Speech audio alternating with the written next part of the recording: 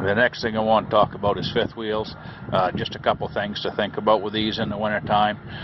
First, if your truck sits outside without a trailer on it during a snowstorm and you get a bunch of snow built up on the fifth wheel, clean it off before you try hooking onto a trailer. A lot of drivers think that the trailer will sweep it off when I back under it and it'll be alright.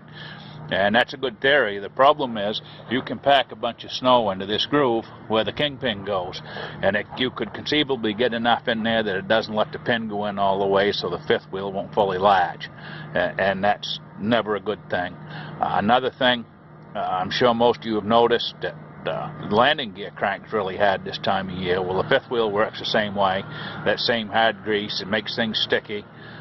When you hook onto a trailer, the best way to make sure that pin is latched, and all our fifth wheels, I think, on our company trucks are the same. They have this rod on the front, and you can see a nut on the end of that rod. If that nut isn't right in against the fifth wheel, that fifth wheel is not latched. Your release handle can go in, but that doesn't necessarily mean it's fully latched. You need to check that rod to make sure it's in. Another thing is lubrication. You need to keep that fifth wheel lubricated, especially in the winter time, for a couple reasons.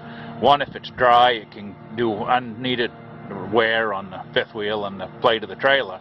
But more importantly, if that fifth wheel gets dry enough at this time of year when you have to have slippery roads, you could set yourself up in a situation where it's easier for the truck to push a steer tire straight ahead instead of pivot on the fifth wheel, in which case you're going straight ahead whether you want to or not. It's usually pretty easy to tell if your fifth wheel's getting dry or not. You can feel it going under trailers or unhooking. If it doesn't slide really free, it probably needs to be lubricated. And you can get out and look, and if you've got a lot of shiny spots, bare metal, then that's dry, and that's what keeps it from pivoting.